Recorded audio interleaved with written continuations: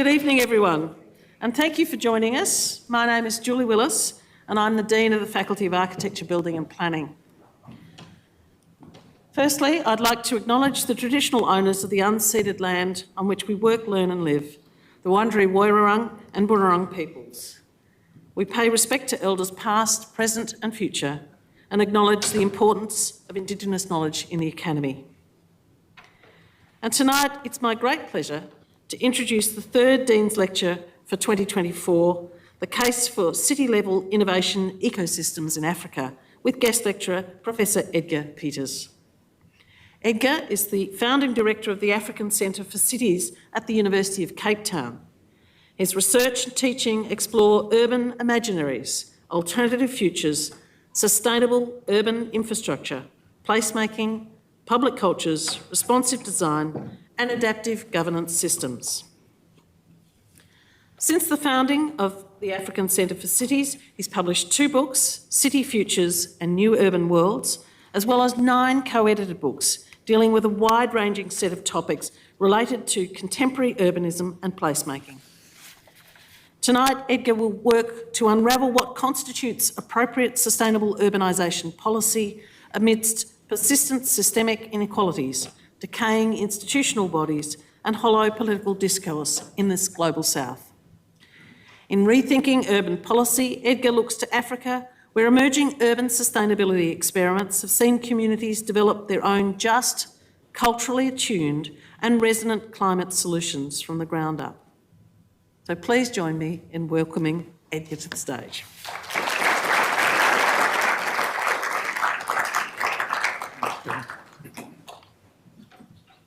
Good evening, and thank you, Julie, for the generous introduction. I'm really honoured and incredibly happy to be here. It's my first time in Australia.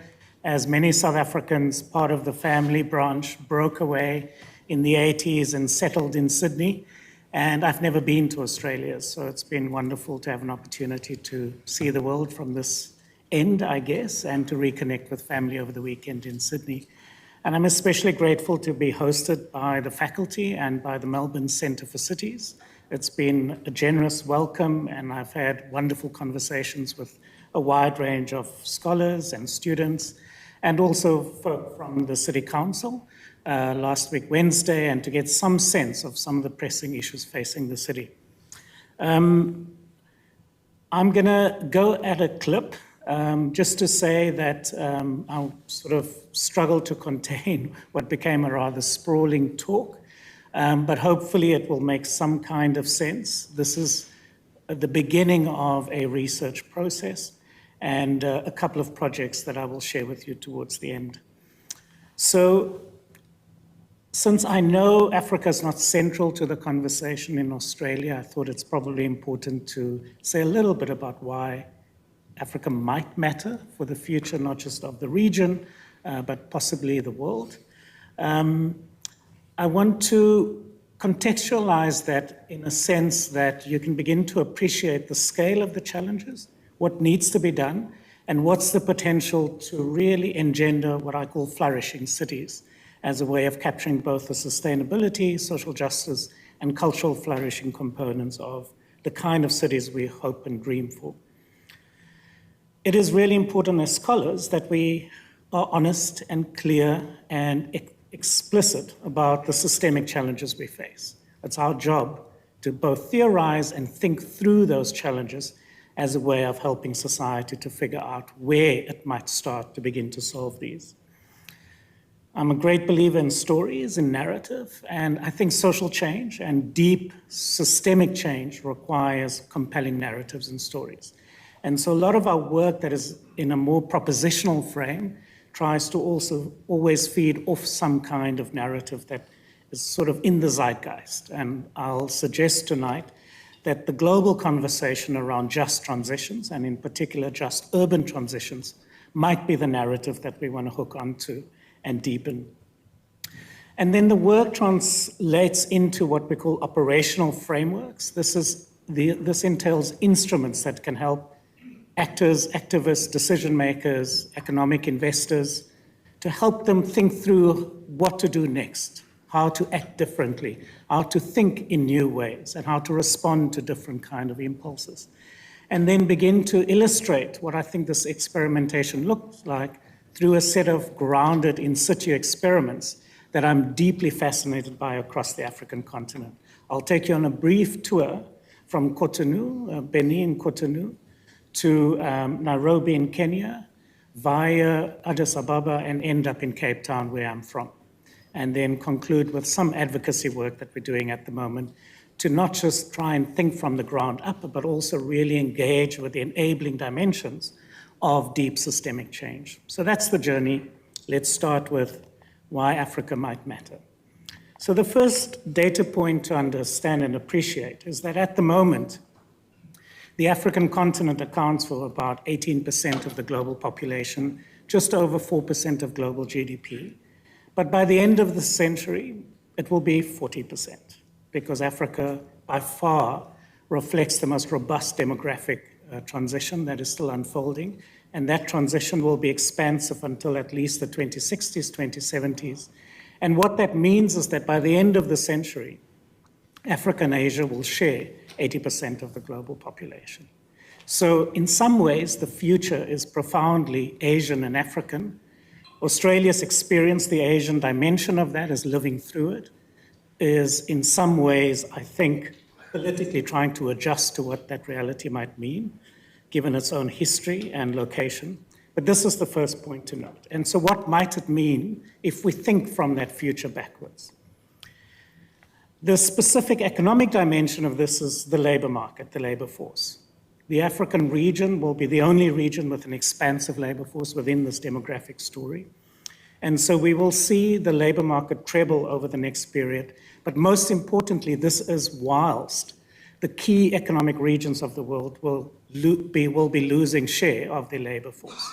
And so when you see the right-wing populist upsurge in the European economies, refracted through migration debates, it is about failing to appreciate and engage with this inevitable, if you will, demographic transition and the fundamental codependence from a labor market point of view that will shape the economies and the polities of those societies. But it's not that simple, because the largest share of the labor force in Africa is in the informal economy. And as you can see, this is not anomalous. Informal labor markets is characteristic of all world regions to lesser degrees, but it is constitutive. And what we know is that this share, because of the way in which Africa is inserted into global value chains, will probably remain even with this trebling of the labor force. So that should give us some pause for thought. And also it means that there aren't simplistic remedies about how Africa's labor market can simply substitute for declining labor markets in Asia and in Europe. The other key reason why Africa matters is, if we just take one example of the next generation economy, electric vehicles, very significant shares of the natural resources required for that transition comes from the continent. But of course, similar to Australia, it is not just these minerals. There's a whole bunch of natural resources and scarce minerals that have very rich deposits across the continent. And so the sustainable mining imperative will be one of the key threads that connects the continent. And I know what a really fundamental and complex transition debates within the Australian context. And lastly, this incredible resource, natural resource, if you will, Africa's lung, the Congo Basin, remains the largest carbon sink in the world. It is even more significant than the Amazon forest. Of course, from how global conversations and debates are structured around the three tropical carbon sinks across the world, you wouldn't know that, but it is indeed the largest carbon sink. And so there is no way to think of the region's future, the planet's future, if you will, by ignoring the African continent, for just these three simple reasons. Now, coming to the focus of my work and the role of cities, of course, within that larger demographic wave that we're talking about, cities is the central story. So 95% of all urban growth will be in Africa and Asia over the next 25, 30 years. And so it is not unsurprising that 10 of the fastest growing cities are on the continent, and that the urban population will almost treble in just the next 25 years. So we're expecting a 1.3 billion urban population by 2050, off a base of close to 600 million at the moment. What this means in practical terms, and this is really the point that I want you to, if you will, soak in and think through from the perspective of the disciplines that live in this faculty, is that 2/3 of the African cities that will exist by then are yet to be built. So of course, the glib, easy, knee-jerk response is, oh, so Africa's going to leapfrog and it can just implement all of these fantastic alternatives, and the way that Africa has done with cell phone technology, that it doesn't need landlines and so forth. So I want to disabuse you of that easy conceit. Unfortunately, it is not that simple. And hopefully by the end of the talk, it will be clear just what the potentialities, but also the challenges are that we need to come to terms with. So, given that context, can Africa nurture flourishing cities? Now, to answer this question, we do need to step back and really appreciate the way in which African economies, African cities, and African citizens are impacted by a number of meta trends as the 21st century unfolds. Of course, the big one is the profound environmental change, the combination of climate change impacts, biodiversity loss, and of course, resource depletion. And the political economy of how that is managed, we all, of course, know through the lens of the COP stories and all of the disappointments associated with an incapacity to deliver on stated commitments and promises, and especially in relation to the global South in Africa. But, you know, that's the big headline story. Fortunately, we now understand that it's not just about carbon, that biodiversity is as important, and if not, perhaps more important. We know that there's this bifurcation of demographic transitions. There's this youth bulge, youth generation that I'm talking about in the context of Africa, and dramatic aging in the OECD economies. This, of course, is coinciding with a significant shift of the axis of the global economy to Asia, and particularly Southeast Asia, and underpinned by this profound digital transformation and revolution that we're living through that is recalibrating and reformatting all of the different economic sectors that constitutes this global economy and how value is generated, aggregated, and reinvested. And of course, this all comes together, lands in some way in the fortunes of cities, in how people move to urban areas to participate in these economies and engage in these global value chains. Now, we have to triangulate between all of these things to be able to make sense of potentialities, risks, and dangers and opportunities. But specifically in terms of the urban context, we also have to remain grounded in a historicized approach.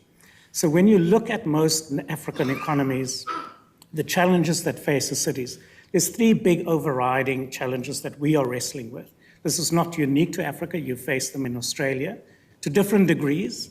Of course, it's the jobs and income crisis. It's the problem of multidimensional inequality, so not just income, but wealth inequality and also access to social development opportunities like health and education. We've seen the kind of effects of rising social development inequality in the context of the UK and how that is translated into an electoral outcome recently. And then, of course, the environmental story that everyone in this room knows very well about. Now, you could argue that that stems from governance failures and inability to really engage with, at a systemic level, the dimensions and dynamics of these trends and how they land in national and subnational territories. But of course, if we look at the African story, you cannot make sense of the government and governmental and governance dysfunctions without appreciating the neocolonial overhang. Most of our governmental institutions are simply not fit for purpose. They're not appropriate to the context, they're not appropriate to the times, they don't have the capability to navigate the economic complexities and challenges. And there are profound reasons for that, because they are embedded in global governance systems that, if you will, reinforces and continuously recalibrates a very particular kind of dependency, whether it is in trade terms, whether it is in terms of the global financial economy, or whether it is even the governance aspects of the UN system and so forth. Now, what this means on the ground is that you've got really complex dynamics that kind of plays itself out within communities, within cities. But the most important point that I want you to think about is that what this translates into is what the economists would call a misallocation of capital. What I'm terming it here is just a dysfunctional investment model. And I'm particularly interested in how we can unpack and take the black box away around the investment calculus that is made in how cities are produced as a way of thinking about alternatives. And I'll come back to that theme later on. But let's hold in mind these larger complexities to really begin to understand how do we intervene systemically to begin to reverse some of these dynamics. So theoretically, there are sort of three aspects that I think are not always appreciated when people jump to this very glib narrative of leapfrogging. And let me unpack that for you a little bit. So the first is the problem of path dependency. So what you have is a set of generations of infrastructure. There's a path dependency lock-in terms of carbon intensity, for example. But it's not just that. It's also, for example, how our cities are designed, how public transport is structured, the kind of roads that get built, et cetera, et cetera, et cetera. Now, as all of you know from the disciplines that you come from, to shift those path dependencies are extremely difficult because you're talking about 20 to 25-year investment time horizons. So how do you begin to engender different sets of logics? Secondly, what we have in most of our societies are we are still sitting with public sector bureaucratic and administrative frameworks that stem from an industrial modernist paradigm and a form of Weberian managerialism that we in code speak about silos. But of course, what we know is that they're simply not agile enough to respond to the intense level of uncertainty and certainly the extreme levels of complexity that characterize the systems we're talking about. Now, in the African context, so those two things are pretty generic to most urban places, but in the African context, the limited resources that's available to deal with these things is the added complexity. So you're talking about a GDP per capita investment of a city like New York, which is around $9,500 per capita, versus a typical African city that sits at $90,000 per capita on an annual basis as an investment envelope to deal with basic infrastructure. So that's the differential that you're talking about. So in a context of very tiny tax bases, small economies, predominantly informal, it is very, very difficult to begin to think through how does one shift these systemic drivers. So that's why I'm just flagging this so that as I get to the second part of my talk where we are focusing on what some of these innovations might be, we should not lose sight of these deep historicized complexities that frame what's possible, what's imaginable, and what we can potentially engender. So what might this alternative narrative hook be?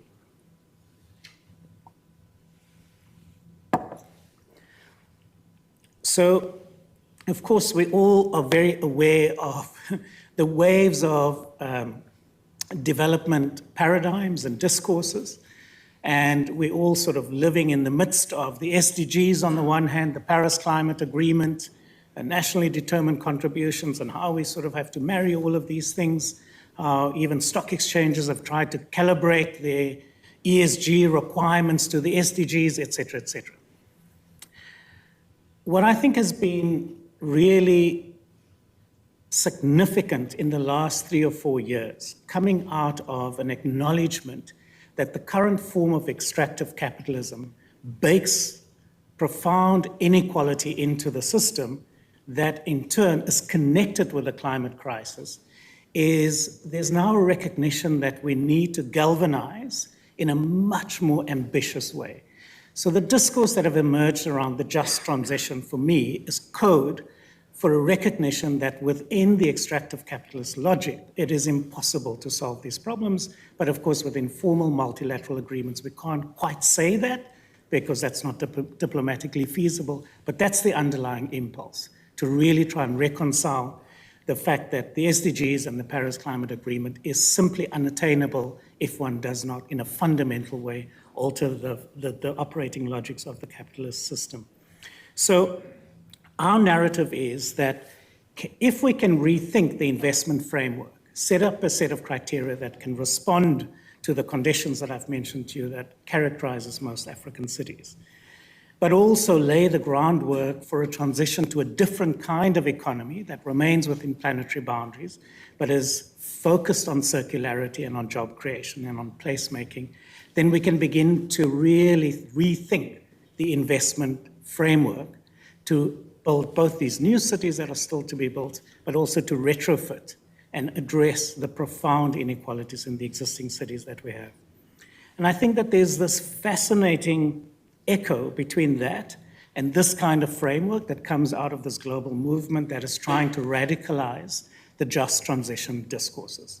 This is one example from one particular movement, but I found its elegance compelling because it really just gets to the nub of the problem in terms of the extractive logics versus how does one think about intermediating in that through alternative governance arrangements to begin to build fundamentally different economic and social reproduction logics.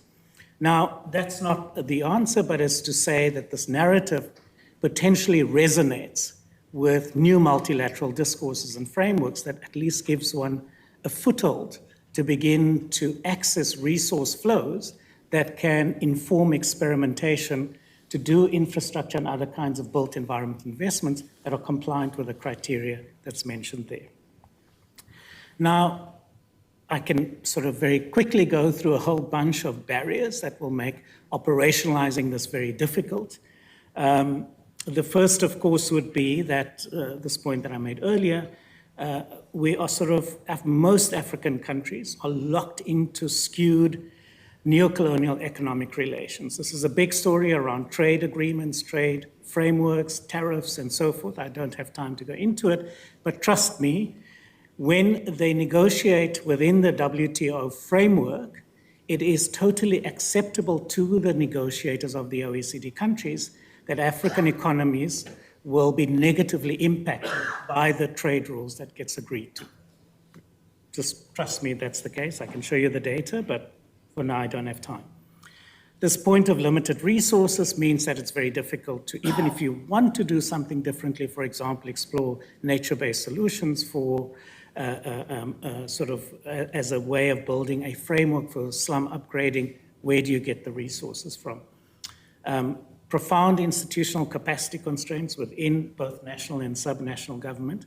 And this, in the African case, has been worsened by the fact that we've had, for about 20 years now, stalled decentralization. So there's been a commitment to devolve power and authority to subnational government, but not follow through, in part because it has coincided with the democratization wave in Africa, and opposition political parties have emerged in the cities.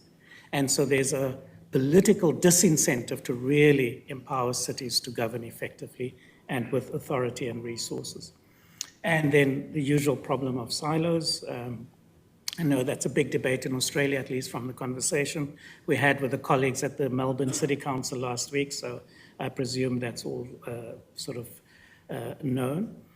And then I make this point because it connects into where I want to go in the direction I want to go into with this talk, is that there are very few and often ineffective communities of practice that is able to intervene into this governance system, shake it up, shock it, so that new possibilities can be imagined. I really think that generally, historically, we know that that's how change happens. You've got a small group of people that really understands the strategic levers and are able to, at the right moment, bring together public concerns in the public domain, a certain cultural zeitgeist, and use a crisis really effectively to build a completely different sense of possibility. But that tends to arise from quite tight-knit communities of practice that are working their way at shifting the system. There's few of those, and often they're very disparate. And then, I guess, in terms of where we are this evening and in a university context, we just don't have the data. We don't have enough knowledge. We don't have enough data points, and the knowledge pockets we have is way too fragmented to really inform strategic targeted action. So, noting the barriers, of course, our job is still to think through those and to think what might be an alternative imagination. And this is really what informs the research on thinking through emergent experiments across the continent that reflects aspects of this operational imagination. So you'd be happy to know, and I'm very happy to be giving this talk in a Faculty of Architecture, Building and Planning, because the starting point is integrative design.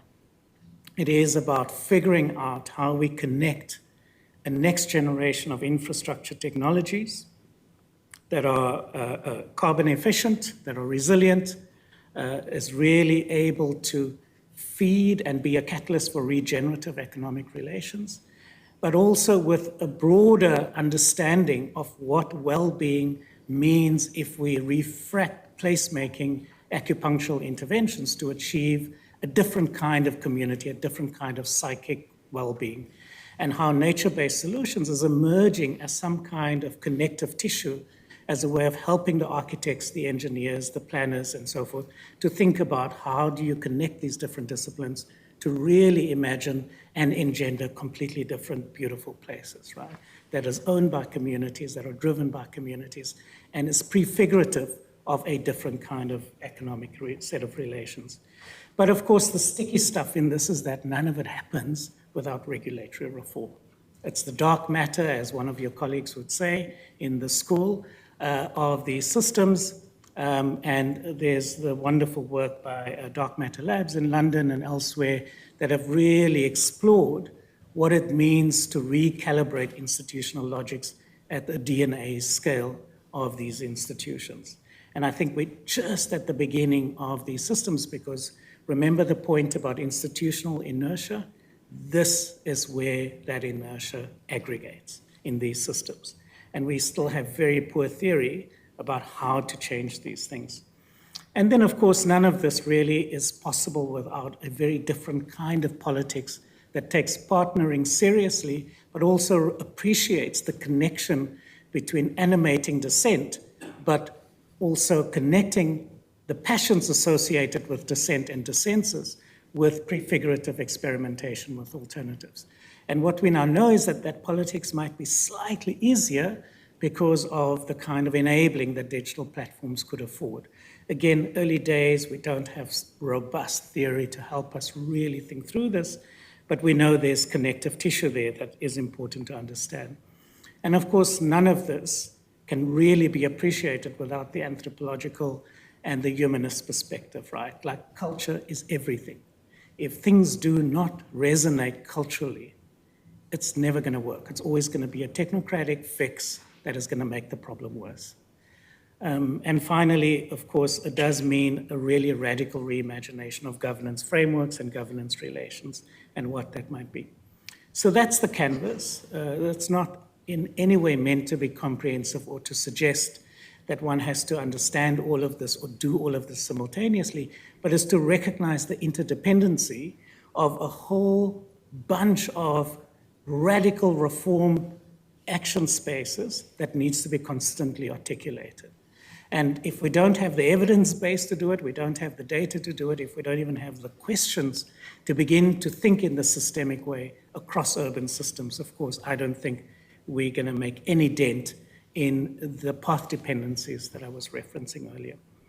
So the question is, what kind of knowledges do we need to transition from this predominant slum context to what might be an alternative that is in situ, that is emergent, that is locally owned, that reinforces a kind of circularity that means light touch, light-footed infrastructures can enable very different quality of life in the communities and spaces that I'm talking about. What might those knowledges be? And this is really at the heart of the inquiry that I'm starting at the moment. And I need the inquiry to be obsessed about proposition. So of course, the default setting within the academy is that we have to diagnose first. We need to have all the evidence in place. I'm interested, we don't have the time. We've got to simultaneously build the evidence base and test alternatives, test solutions, and so forth. And so what I've tried to do is to figure out how does one pay attention to those who are just getting on with it, almost in an instinctive way, because they are grounded in their context and they're trying to problem solve in a very particular way. with trying to think through that canvas that I showed you, that operational framework, to begin to knit together these different experiments and build concepts and theory out of these experiments. So I want to share with you a few of these examples and cases in the second half of the talk. So some of them come from a set of experiments, as I said, that come from different cities on the continent. A second one is a studio project that I'm designing at the moment with a number of colleagues in Cape Town at my university and some civil society organizations in the city. And the last project that I want to share with you is work we are starting at the moment to begin to not just work at understanding what might be emergent, but how we can use an exceptional moment, which is the hosting of the G20 by the South African government in 2025, to really push an agenda around sort of enabling frameworks on the financial side, on the research side, to begin to take these examples that I'll share with you from the margins to the center stage. So these are some of my practice that I will share. They form research in different kinds of ways, but they're also a kind of a politics of the center and of my own practice to share with you. So the starting point for this work was not literature. I mean, I did read the literature, but there's hardly any literature that deals with the question of city-level innovation ecosystems in the African context. There's quite a bit on this sort of through the lens of the triple helix or the quadruple helix, using the Boston-Cambridge example as paradigmatic. And having gone through a bit of that literature, it's very clear that almost none of the institutional or the financial preconditions that literature assumes applies in most of the cities that I'm interested in. And so, on the other hand, there's a literature on research and innovation systems related to sustainability. And again, they tend to be very national-centric, and they tend to take an economic sectoral perspective and almost completely space-blind.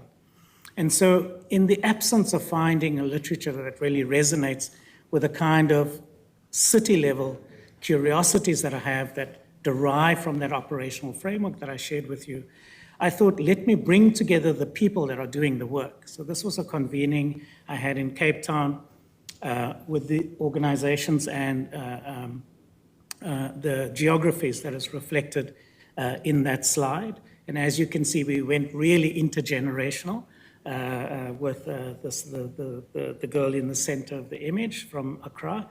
But it was really just to share a bunch of these propositions.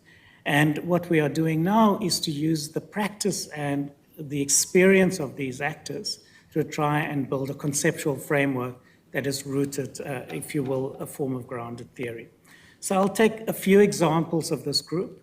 I will speak about the work of Claude Bonner, that's next to me on the left-hand side of the slide with the fabulous hair. And then my colleague in the center with the white dress. She successfully delivered her baby about 4 months ago. So we had the next gen in the proper sense part of the workshop, who's based in Nairobi, Kenya. And then I will share another example. So let's go to Cotonou in Benin and just give you, and obviously I'm being extremely brief and limited in my exposition on what are really rich, complex, and contested examples, all of these very contested. So I'm giving you a gloss, and it is simplified, and it doesn't tell the full story, but it's really just to communicate a flavor. So this project is a good example of a top-down initiative. The president of Benin felt really passionate about the country becoming known for taking seriously its young people, taking seriously the digital revolution, and thinking the jobs crisis through a new form of education that can equip people for the labor market, but while they are studying, be exposed to what the new technologies mean, particularly new industrial processes like 3D printing and so forth. He then sort of brought back Claude, who is from there, but she was working at the time in California. She was a senior exec at Google, and asked her to come and set up this semi-city project, and, if you will, think through how to institutionalize it.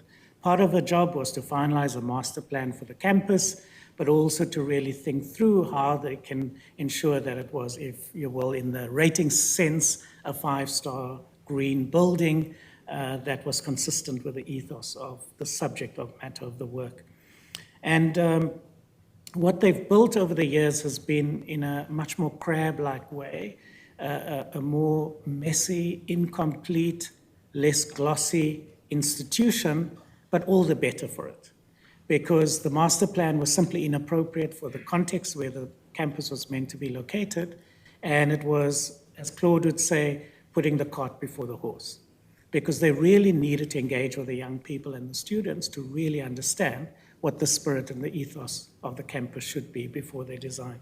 So fancy consultants from Spain was, all their plans were ripped up and put aside, and they kind of went back to the drawing board and did this in a much more incremental way.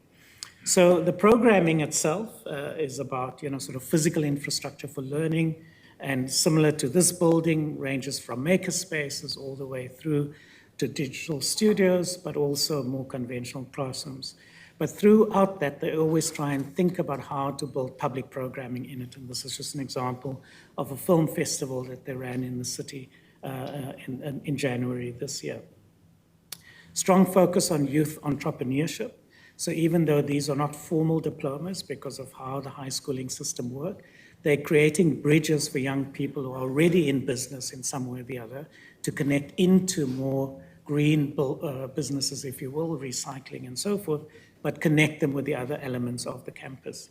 Part of that is also research on soil quality related to alternative building technologies, because in that part of the world, ram earth is a real viable construction technology, and thinking through how to bring that into the curriculum by working with construction workers and small construction companies.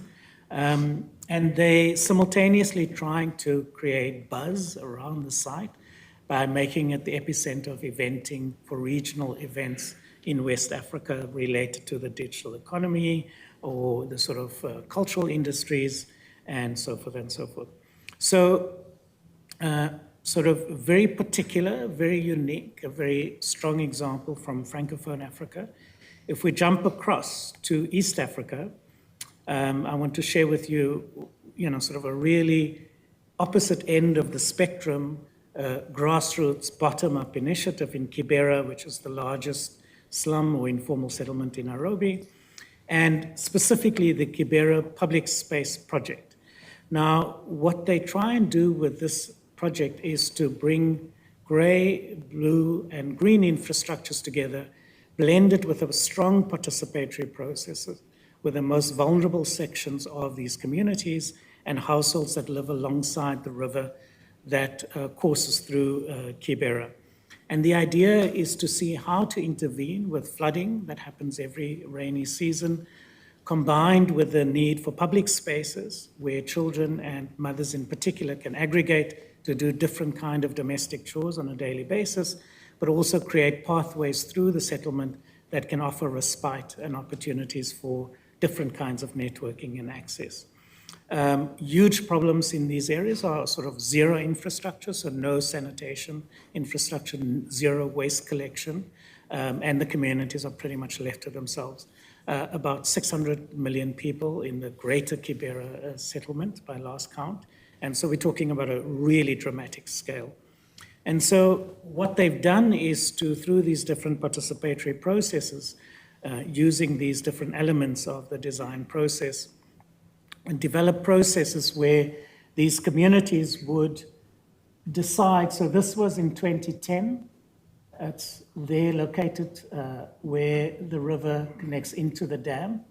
And this was the intervention 4 years later, all done by the community. And this is the programming that the community decided upon in terms of businesses, different learning and training opportunities, and different aspects of placemaking. and these are the different actors involved.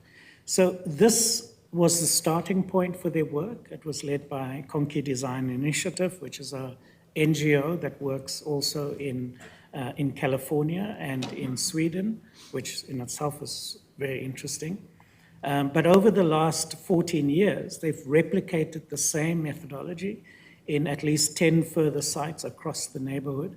And each one, of course, is very particular, has a very different character, different design, because the communities really drive these processes. So I appreciate this example because in some ways, even though they've been able to leverage some support from the public authority and other stakeholders, it is still very much a grassroots-driven initiative across this community, and it is really prefigurative in terms of what it might mean in a low-cost environment to do these alternative kind of settlements.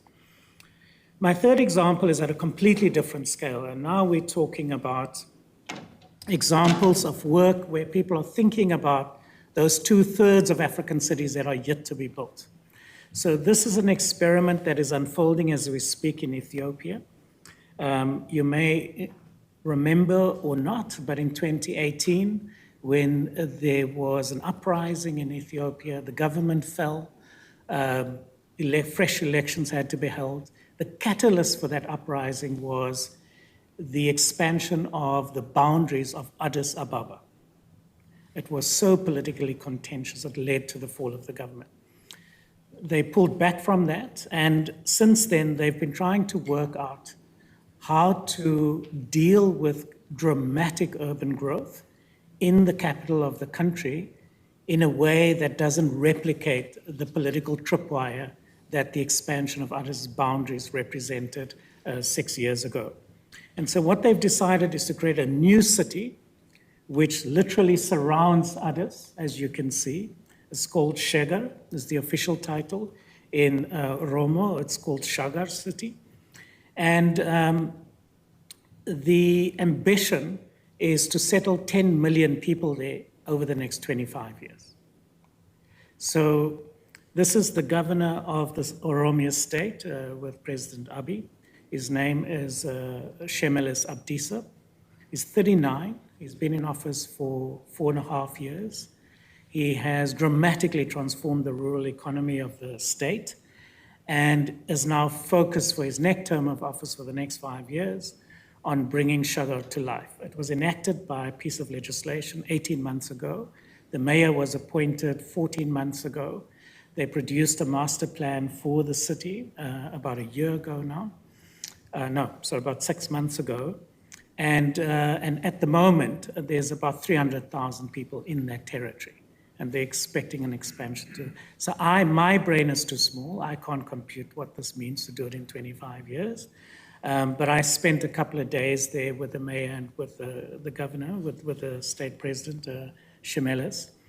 And what struck me was the acute understanding of the geopolitical context that they're in, how they've got to optimize the city to be a node in new geopolitical trade relations through the Horn of Africa into the Belt and Road Initiative and other vectors that are going to dominate the regional economy over the next 50 years, and to think back what the logistics infrastructure capability needs to be of this city to service those kinds of linkages, plugged right into a Pan-African mega project investment agenda of the African Union.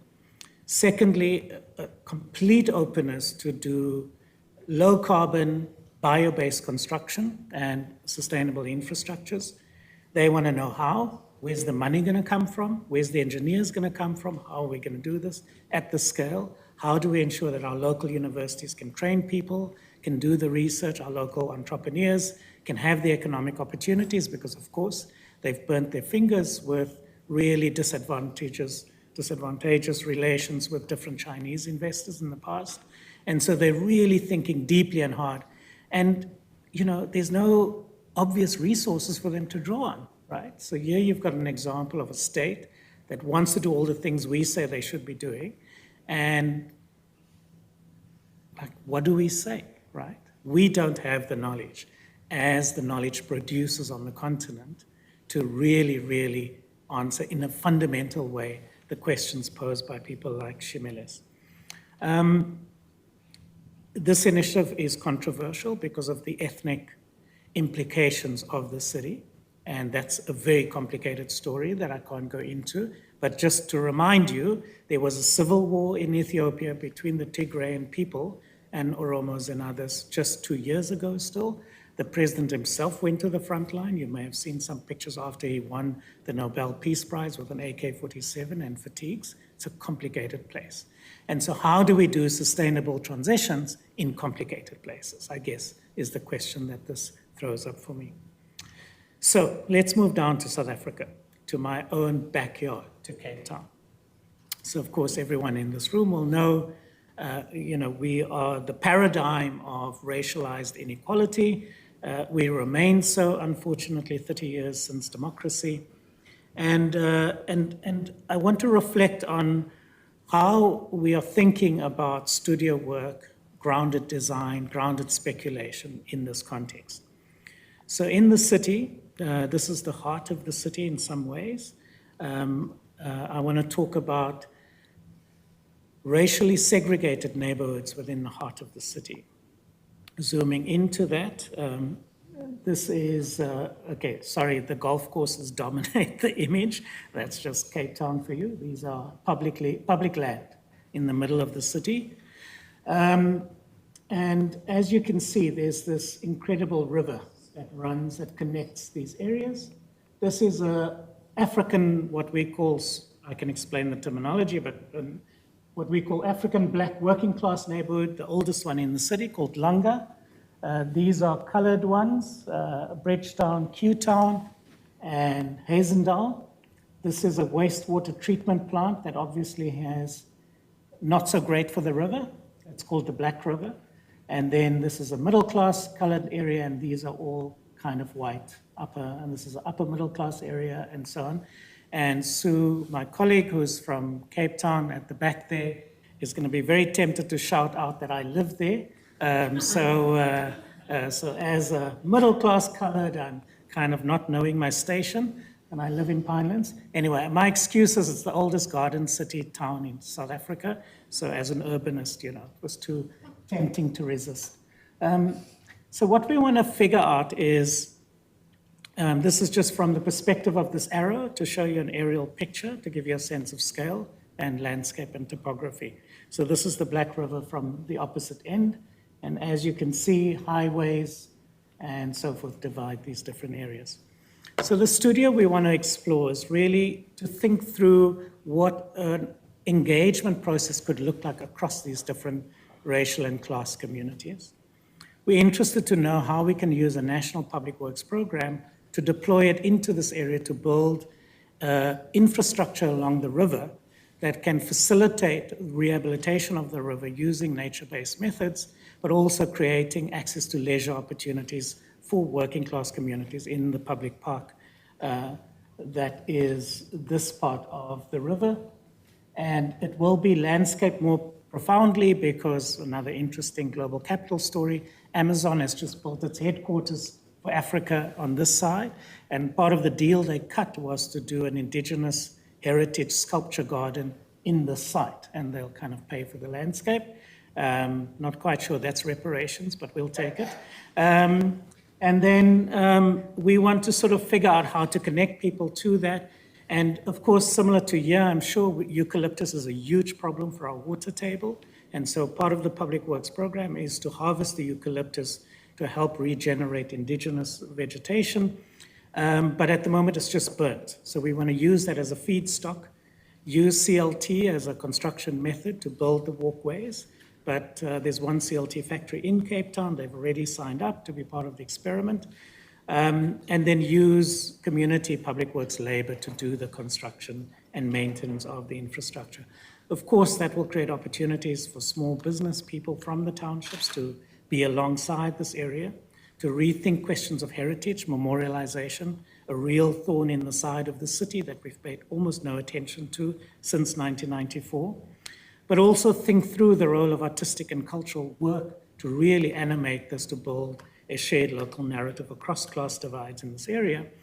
And of course, very importantly, what is the business model? What's the financial case for work like this, right? So we want to think through all of these questions over the next 3 years, use a combination of architectural planning and other studios to bring together students, faculty, work with local organizations, activist movements, to really think how we can reinvigorate the studio model as a form of applied research. So that's a project that I'm working on with a bunch of my colleagues in the center. And these different examples, we've over the last 2 years, through another project, created this portal where we're trying to lodge all of these examples of different experiments in sustainable infrastructure and placemaking across the African continent. We've got 32 case studies on this portal at the moment. It is shared between us, the University of Utrecht, and the University of Stellenbosch. And we will have about 50 cases live by the end of the year. And it is just a way of creating a form of acknowledgement of the generation of projects that I was referencing in this talk to say that these things exist. So these are the examples, these are the cases. Hopefully that's illuminated a little bit. The last project I want to end off on then is just a piece of advocacy. So when India had the presidency of the G20 in 2023, before it was handed over to Brazil for this year, the big political move India made was to have the African Union acceded into the G20. The EU is already a member, but the AU was not. The only African member is South Africa. And so because of the political significance of this, and given what I told you at the beginning of my talk, it seemed like too delicious an opportunity to optimize South Africa's presidency of the G20 next year to really drive home the importance of building an investment case for this generation of infrastructure and placemaking. So we've got an 18-month campaign that we are busy implementing at the moment. And I just want to leave you with the 4 messages we're trying to land through this work. One is an operational model for how city-level sustainable infrastructure projects can be slotted into these country platforms that come from the just transition frameworks. Because these country platforms that will speak into the global multilateral system will need a series of urban projects to dock into the country platform. That's where the resources are going to flow, both from the adaptation funding side, but also other financial flows over the next decade. So how do we get a massive investment in building that capability across the continent? Secondly, have an open source R&D platform, of which we hope our little portal at the moment could be a prototype, but something at a much more ambitious scale that can help policymakers see the connection between this generation of infrastructure work and seeding the green economy and green industrialization through this approach to infrastructure. To create a mechanism to finance and support these innovations that I gave you 4 examples of. And lastly, to deal with the data question. So our big problem at the moment is most African governments and planners and multilateral funders can't see the city because we don't have accurate data about what's going on in our cities. So if we can standardize new norms for data collection and analysis at the urban scale, that will greatly help us. So to conclude, my own research agenda, I won't bore you with this, my theoretical framework. I'll just end off with my final slide, that for me, the imperative in terms of my own research focus for the next 3 to 5 years is really to connect these city-level innovation ecosystems to political and systems change. How's that going to work? Of course, we need to focus empirically on the sites of innovation, the examples that I showed you. We've got to think about what does that mean for institutional codification, new social practices and norms to really mainstream those. And of course, it can't happen unless there is political ownership and leadership around these questions. Now, as urbanists, we prefer to be on that end of the spectrum. That's the sexy and cool stuff. But this is the real work that is needed if we want to have a transformative and systemic impact. And so transdisciplinarity is going to be the way to go. We've got to really think through regulatory design, the black matter, dark matter stuff. And finally, we've got to think about public narratives. How are we going to communicate these things? How do we build public conversations that facilitate a sense of ownership, a sense of belonging, a sense of citizenship of these cities yet to come? Thank you very much.